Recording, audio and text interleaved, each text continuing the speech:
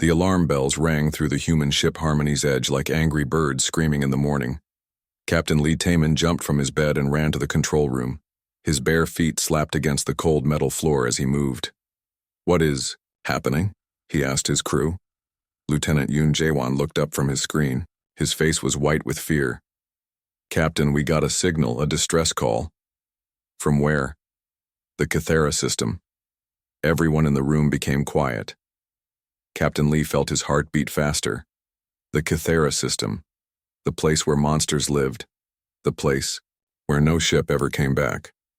Dr. Park Nari walked into the room. She was tall and thin with smart eyes behind her glasses. "Did someone say Cathera?" "That is impossible. Nothing lives there except the Ravak." "That is the problem," said Commander Kim Do-hyun. He was a big man with scars on his hands from old fights. "The signal is coming from a Ravak ship."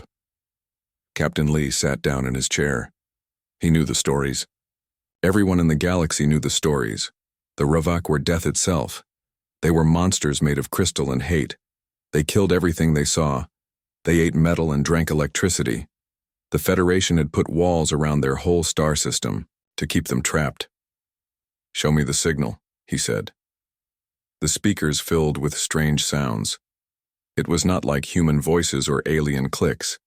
It sounded like music, but sad music. Music that made you want to cry. "How long has this been playing?" asked Dr. Park. 3 hours, said Lieutenant Yoon. "It keeps repeating." Engineer Choi Minji ran into the room. She was young and always had grease on her clothes from fixing things. "Captain, I heard the alarms. What is wrong?" "We got a call from monsters," said Commander Kim. "And now we have to decide if we answer it." Captain Lee looked at his crew. These were good people. Dr. Park had saved hundreds of lives by learning about alien diseases. Commander Kim had fought in wars to protect innocent people. Engineer Choi could fix anything that was broken. Lieutenant Yoon could talk to any alien species in the galaxy. But this was different.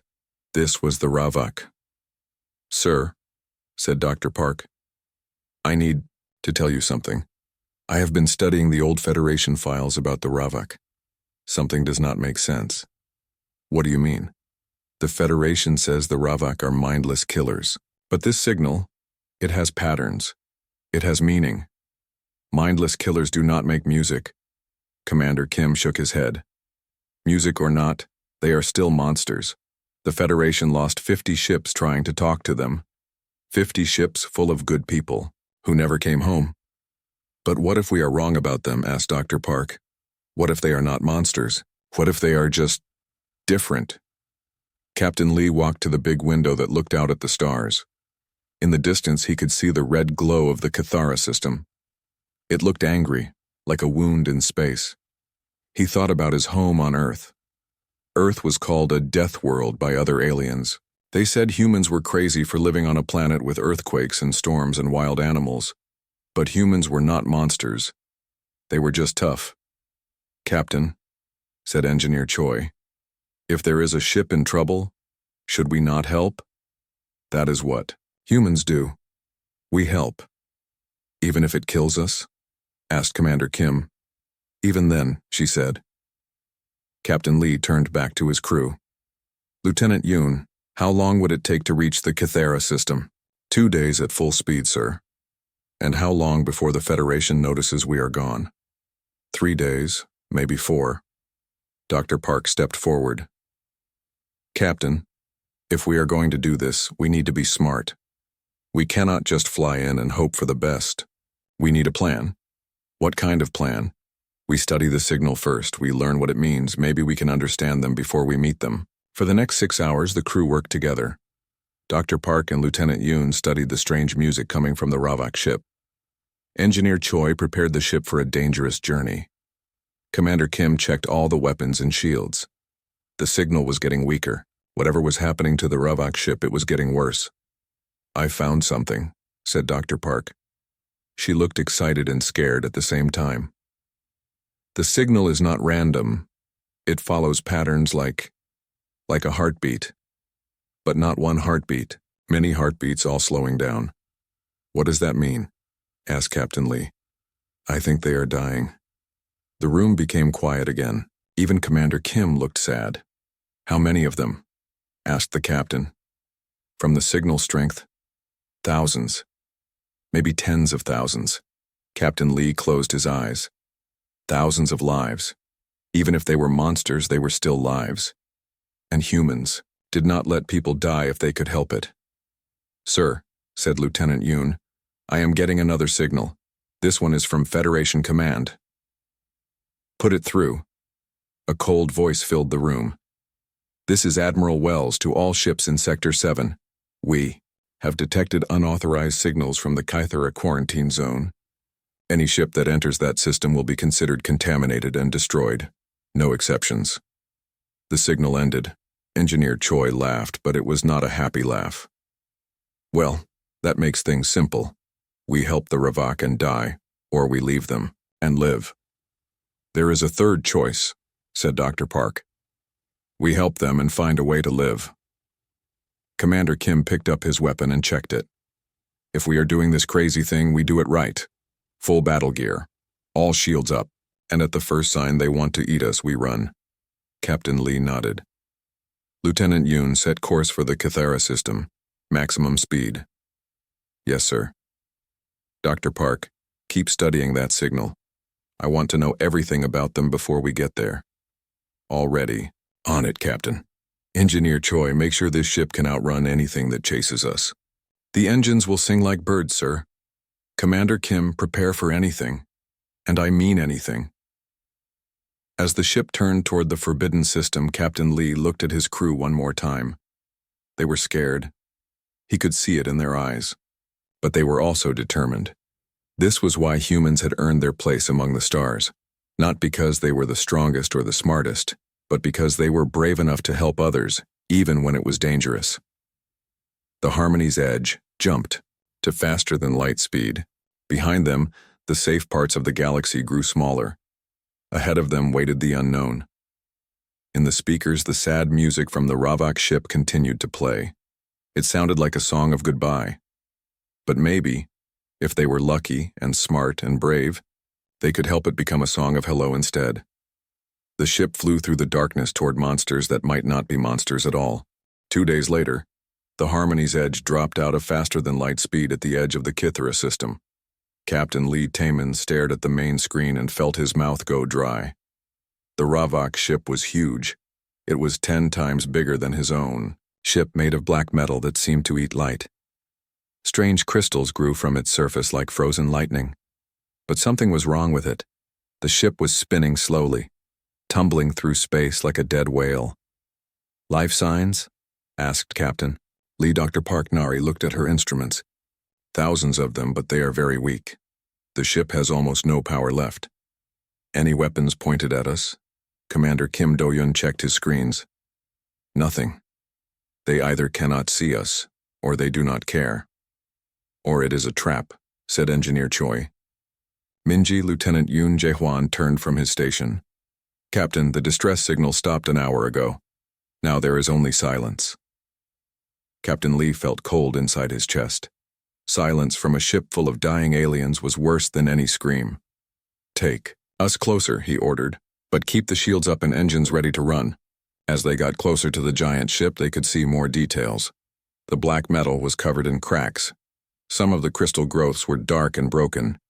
It looked like the ship had been in a terrible fight.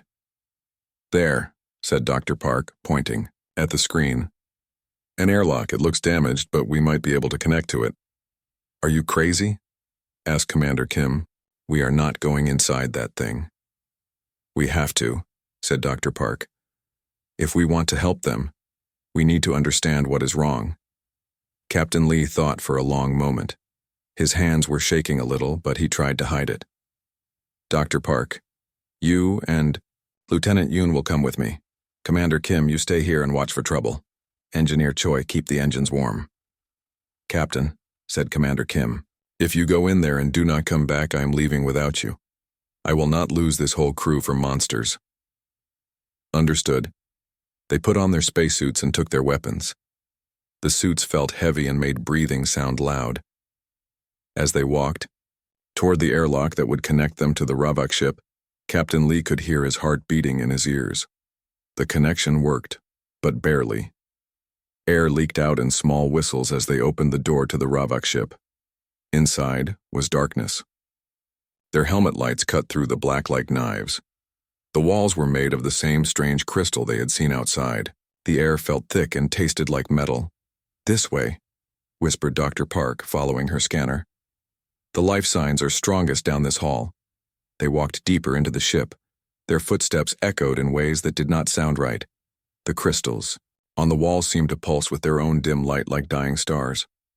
Then they found the first chamber. It was full of pods made of clear crystal. Inside each pod was a Ravak. Captain Lee had never seen one before. The Federation files had only shown blurry pictures and drawings. They were beautiful and terrible at the same time. Each Ravak was 12 feet tall, made of living crystal that shifted colors like oil on water. They had 4 arms that ended in claws sharp enough to cut metal. Their faces were alien but somehow sad, with eyes that glowed like small moons. "They are sleeping," said Dr. Park. "Some kind of hibernation." "Or they are dead," said Lieutenant Yoon. Dr. Park checked her scanner. "No, they are alive, but barely. Their life support systems are failing." They moved to the next chamber and found more pods, hundreds of them, then thousands.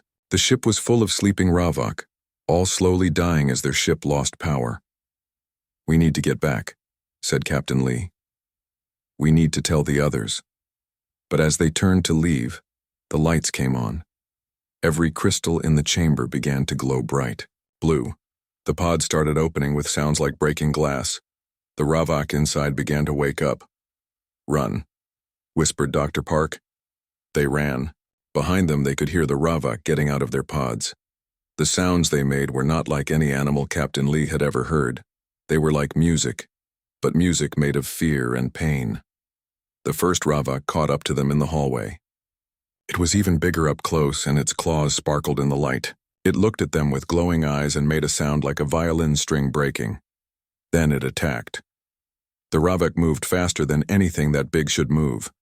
Its claws cut through the air where Captain Lee's head had been a second before. The metal wall behind him split open like paper. Lieutenant Yoon fired his weapon.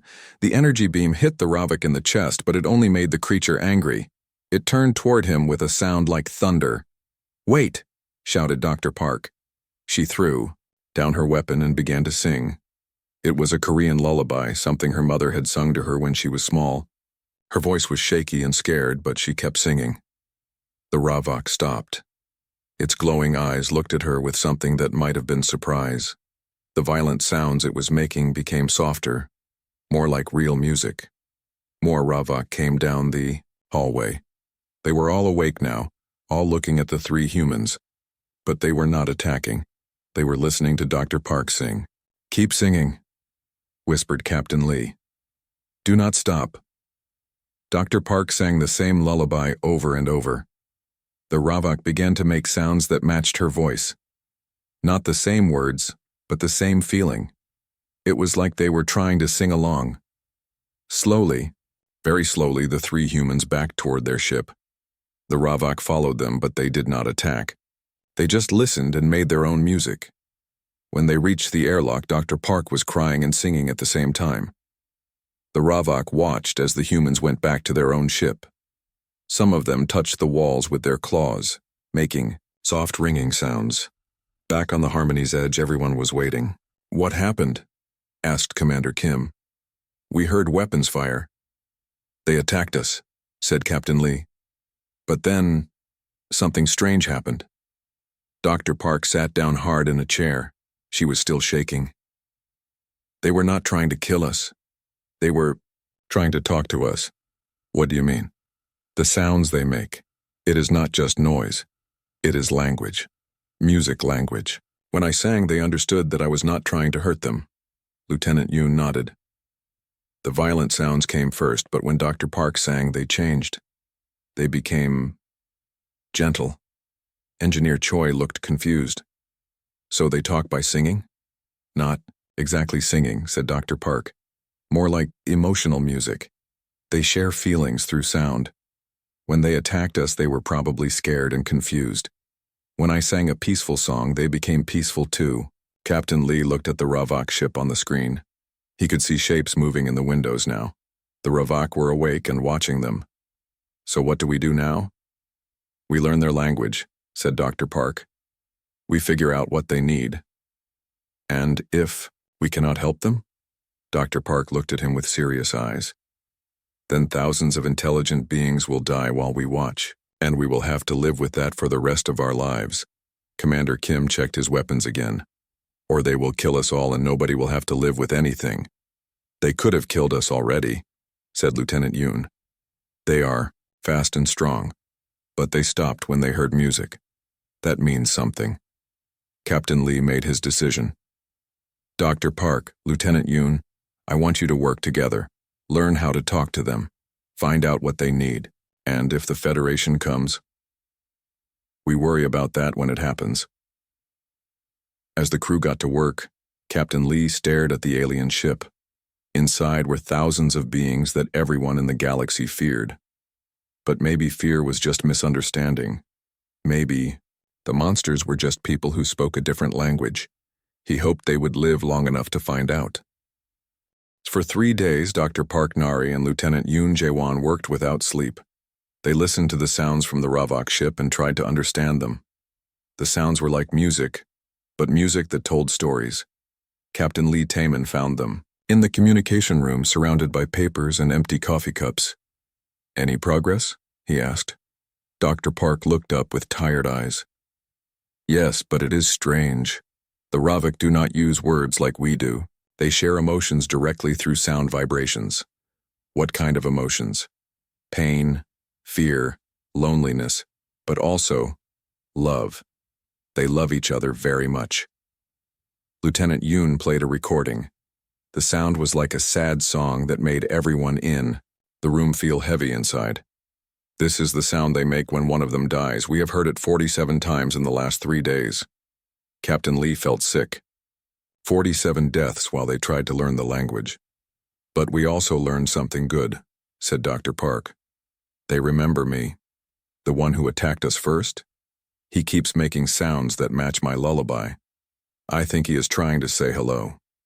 Suddenly, alarms began ringing through the ship. Commander Kim Do-hyun's voice came over the speakers. Captain, to the bridge, now. We have big problems. Captain Lee ran to the bridge. On the main screen were 20 Federation warships, all pointing their weapons at the Harmony's edge. They found us, said Engineer Choi Minji. A communication signal came through. The face on the screen was Admiral Harrison Wells, a human who worked for the Federation. He looked angry and disappointed. Captain Lee, said Admiral Wells, you have violated direct orders. You have made contact with a quarantined species. You have put the entire galaxy at risk. Sir, the Ravak are not what we thought. They are intelligent. They were asking for help.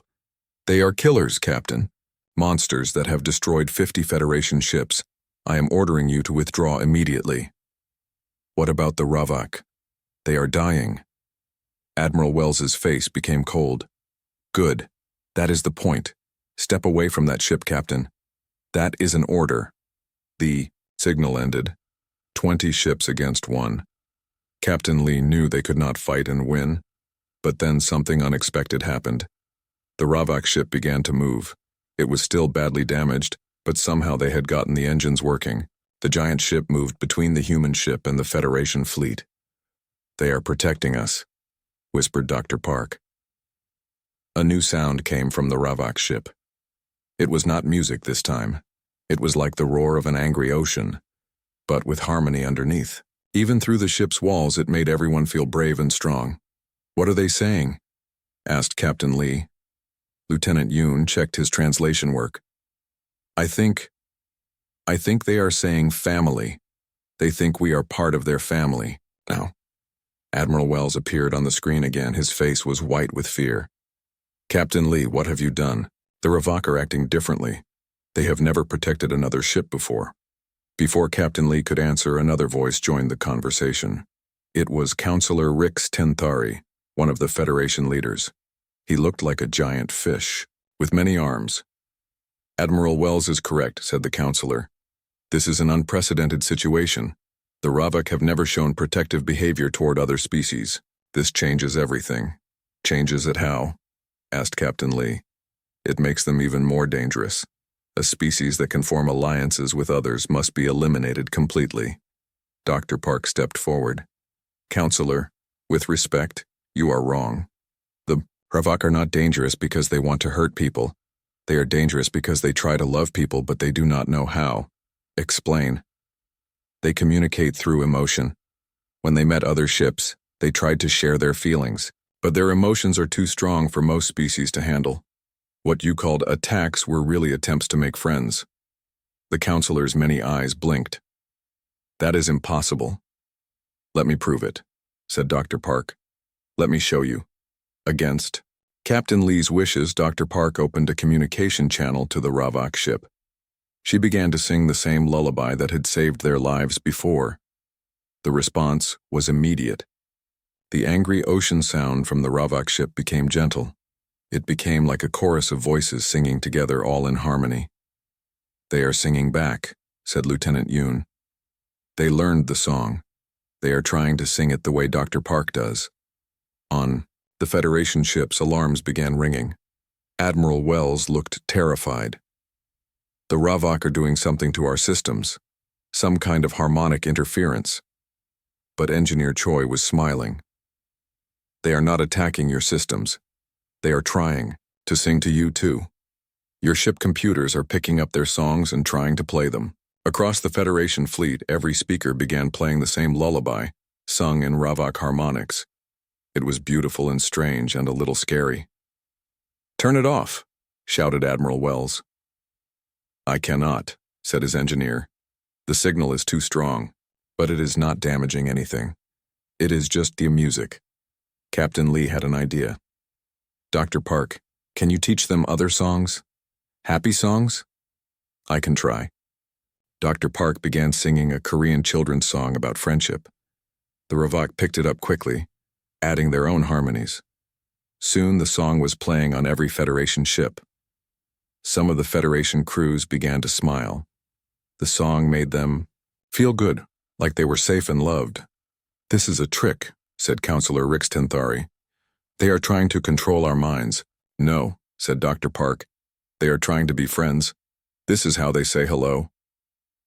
Young mechanic Oh Si-won, who had been quiet until now, spoke up. Dr. Park, look at your scanner. Something is happening to the Ravak ship. The dying ship was changing. The broken crystals were growing back. The cracks in the hull were healing. The power systems were getting stronger. How is that possible? Asked Captain Lee. The singing, said Dr. Park.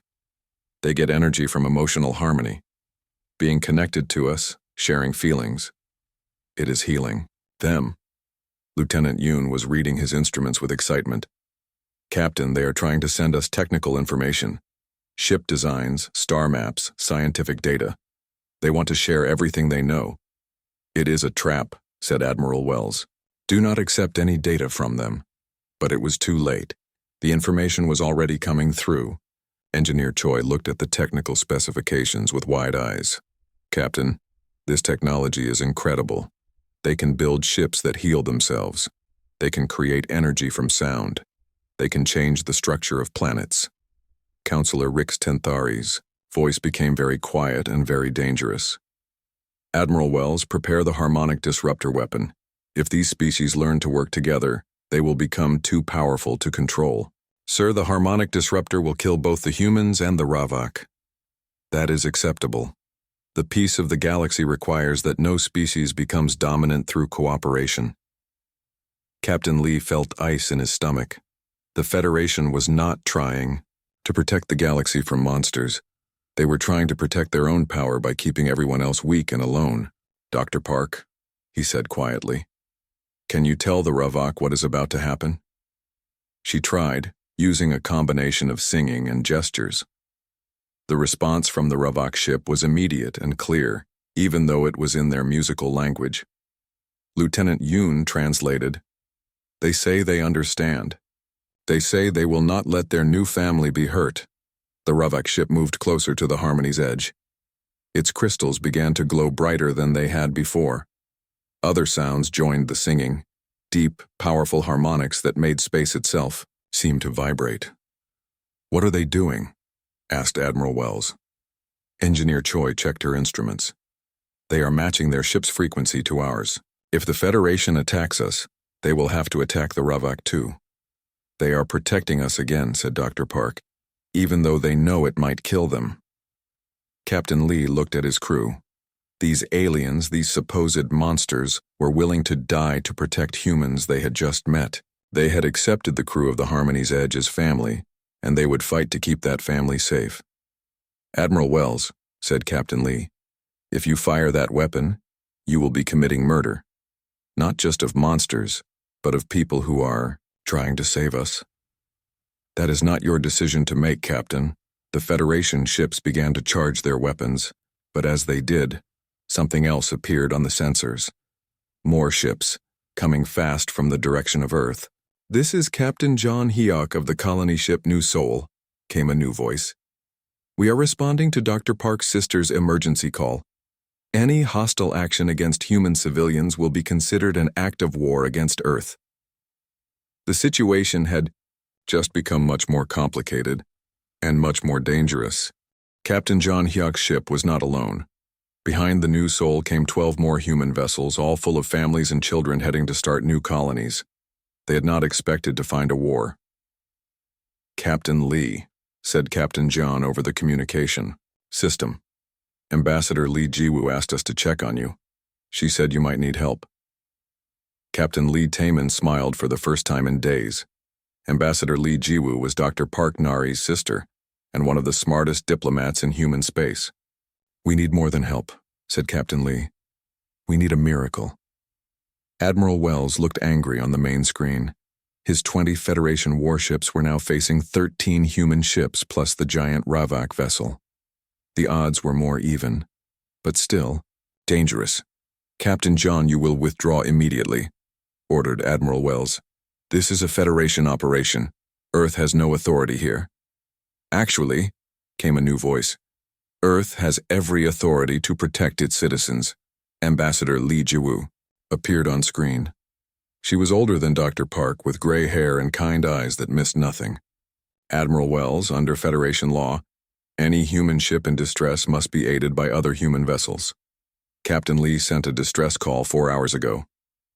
"He sent no such call," said Admiral Wells. "Actually, I did," said Dr. Park from behind Captain Lee. She held up a small device. "Emergency medical distress. We have been exposed to unknown alien harmonics and need immediate evacuation and quarantine." Admiral Wells looked confused. "You seem perfectly healthy." "How would you know?" asked Ambassador Lee Jiwoo. "You are not a doctor, and you were about to kill us all without even checking if we were infected with something dangerous." While the humans argued, something interesting was happening between the ships. Young mechanic Oh Saiwon had been watching the Ravak vessel through the sensors. He noticed that some of the Ravak were smaller than others.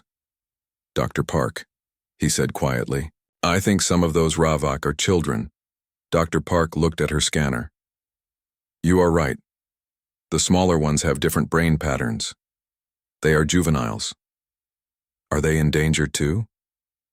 "Yes. When the ship lost power, the children's pods failed. First, they are the weakest. Oh Siwon made a decision that would change everything. Without asking permission, he opened an emergency airlock and sent out a small rescue pod. The pod had medical supplies and food designed for alien biology. The Ravak ship responded immediately. A section of their hull opened up and several of the smaller Ravak came out in their own crystal shells. They met Oh Siwon's pod in space between the ships. What happened next made everyone stop arguing. The young Ravak began to sing. Not the complex, emotional harmonics of the adults, but simple, clear notes like children singing in a playground. The sounds were so pure and beautiful that they came through every ship's communication system without any interference. On the Federation ships, hardened soldiers started to cry. The song reminded them of their own children, their own families.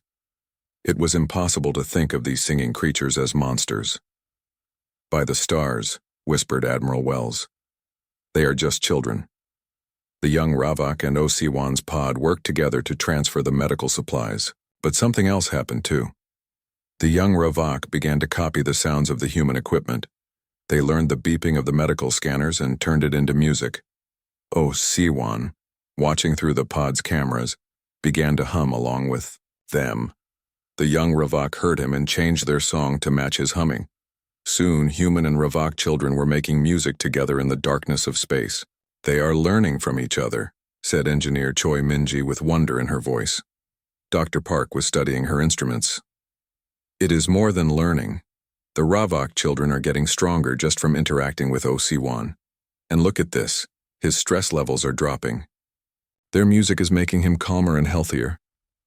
They help each other, said Captain Lee. That is what partnership means. Counselor Rix Tinthari had been quiet, but now he spoke. This changes nothing. If anything, it proves how dangerous they are. A species that can influence other beings through sound vibrations cannot be allowed to spread. You are wrong, said Ambassador Lee Ji-woo. And I can prove it. She activated a galaxy-wide broadcast system. Suddenly, every Federation world could see and hear what was happening in the Kithara system.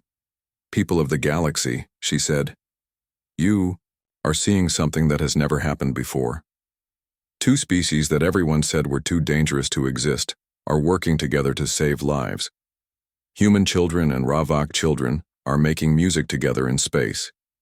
Is this what we should fear, though? Response was immediate. Messages began coming in from across the galaxy. Not from governments, but from ordinary people. Parents who heard the children singing together. Teachers who worked with young beings from different species. Doctors who had seen how music could heal. They all said the same thing. Let them be friends. But the Federation leadership was not listening to ordinary people. Admiral Wells charged his harmonic disruptor weapon. I have my orders, he said. The Ravak threat ends today. That was when the adults on the Ravak ship did something that surprised everyone. Instead of fighting back, they began to sing the same simple children's song. Thousands of Ravak voices joined together in the melody that their children had created with the humans. The harmonic disruptor weapon powered down on its own. The song was too pure, too perfect. The weapon could not. Lock onto it, fire manually, ordered Admiral Wells. But his crew was not listening anymore. They were looking at their own children back home and thinking about what kind of galaxy they wanted to leave for them. Sir, said his weapons officer, I cannot fire on children, human or alien. That is mutiny. No, sir. That is being human. One by one, the other Federation ships powered down their weapons. The crews had heard the singing and made their own choice. Counselor Rix Tinthari was furious.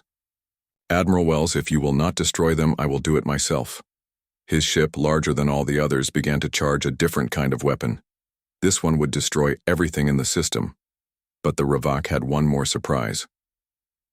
The adults began a new kind of song.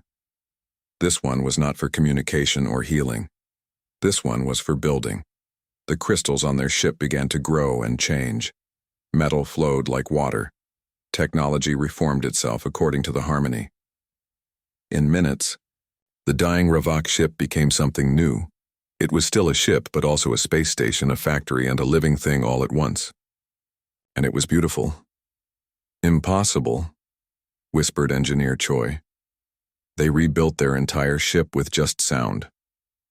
Not just rebuilt, said Dr. Park. Evolved, made it better. The new Ravak ship reached out with beams of light and gently touched each human vessel. Suddenly, all the human ships began to change too. Damages healed. Engines became more efficient. Life support systems improved. They are fixing our ships, said Captain John, making them better. Ambassador Lee Ji-woo smiled. This is what cooperation looks like. Not one species dominating another, but everyone becoming stronger together. Counselor Rix Tinthari fired his planet-killer weapon, but the beam never reached its target. The combined human and Ravak ships had created a harmony barrier, a wall of pure sound that turned the deadly energy into harmless light. The light spread across the system like a rainbow, beautiful and peaceful. "You have lost, Counselor," said Ambassador Li Jiwu. "Your way of keeping peace through fear and separation has failed. Today we start something new. The old Federation way was ending. Something better was about to begin." 6 months later, Captain Lee Taman stood on the bridge of his new ship. It looked like his old ship, but it was different now. Ravak crystal technology grew through the walls like silver veins, making everything stronger and more alive. When he touched the control panels, they sang softly back to him. "Admiral Lee," said Lieutenant Yoon Jae-hwan, "we are approaching the Kepler system. The terraforming is almost complete." Admiral Lee smiled. The promotion had come with the new job, leading the first human Ravak joint colony mission. It was the strangest job in the galaxy, but also the most important. On the main screen, he could see the planet they were going to call home. 6 months ago, it had been a dead rock floating around a dying star. Now it was green and blue and white, with oceans and forests and clouds.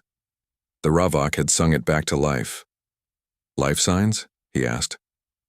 Dr. Park Nari, now the chief science officer for the Joint Fleet, checked her instruments. "Perfect. The atmosphere is breathable for both humans and Ravak. The crystal forests will provide energy for the Ravak, and the organic farms will feed the humans. Any problems?" "Only one. The children from both species keep sneaking over to each other's ships. We found 12 human kids and 8 young Ravak having a music lesson in the cargo bay this morning." Admiral Lee laughed. "That sounds like a good problem to have." The Joint Fleet was impressive. 50 human ships and 20 Ravak vessels, all working together. The Ravak ships looked like flying cathedrals made of crystal and light. The human ships were smaller but faster, with Ravak technology making them stronger than anything else in the galaxy. "Admiral," said Engineer Choi Minji, "Ambassador Lee is requesting a conference call. Something about the Federation response." "Put her through." Ambassador Lee Ji-woo appeared on screen. Behind her was Thirak Ka, the Ravak leader who had become her closest friend and advisor. The giant crystal being had learned to make sounds that humans could understand, though he still preferred to communicate through music. "Brother," said Ambassador Lee. She had never called Admiral Lee that before, but the Ravak concept of chosen family had spread to humans too. "The Federation Council is meeting today. They want to discuss the Apex Alliance." That was what the galaxy was calling the new partnership between humans and Ravak.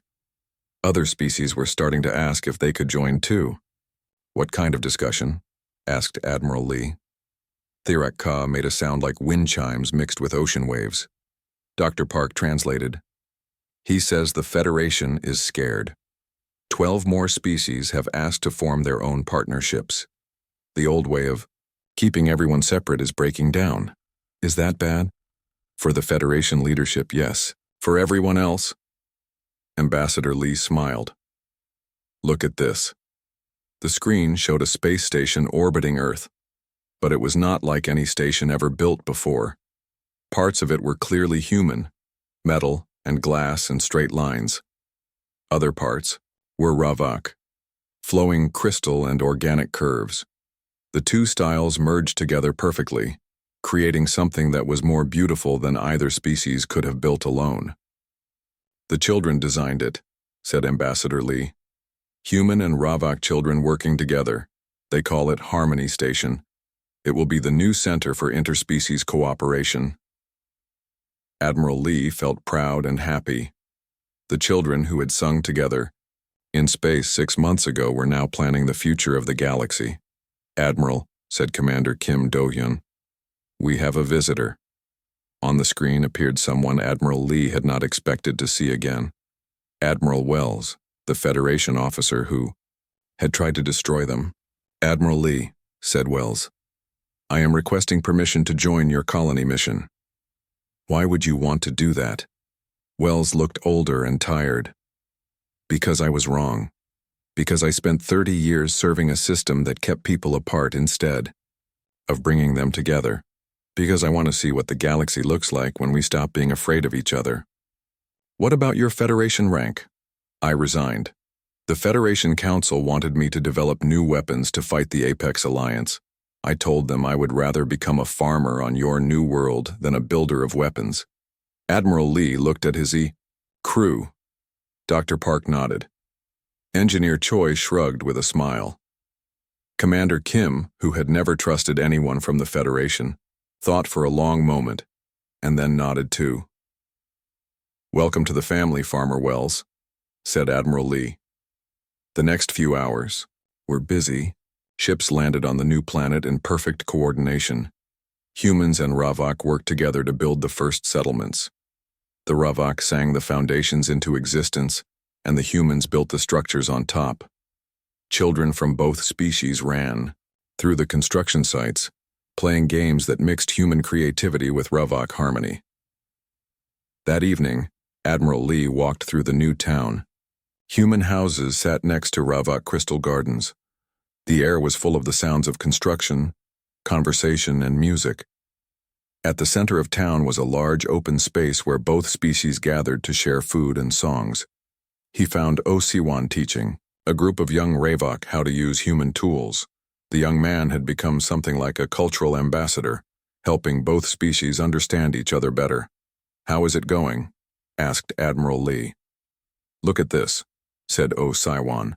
He showed Admiral Lee a hammer that had been modified with Ravak crystal technology. "It sings when you hit the nail correctly. The young Ravak love it because they can hear if they are doing the job right." A small Ravak, no taller than a human child, carefully hammered a nail into a piece of wood. The crystal hammer sang a clear, happy note when the nail went in straight. "They learn so fast," said Osiwan. "And they teach us things too. Watch this." He picked up a piece of metal and held it while one of the young Ravak sang to it. The metal began to change shape, becoming exactly what they needed for their project. "Amazing," said Admiral Lee. As the sun set on the new world, both species gathered in the central square. Someone started singing.